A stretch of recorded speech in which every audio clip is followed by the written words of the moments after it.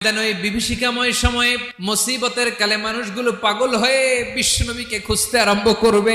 সবাই মিলে বিশ্বনবীর কাছে যেয়ে বলবে, ইয়া রাহমাতাল লিল আলামিন, দেখেন আমাদের কি অবস্থা, কি কঠিন বিপদে আমরা আছি, দাঁড়াতে পারি না, সূর্যের আলোতে ঘেমে হয়রান।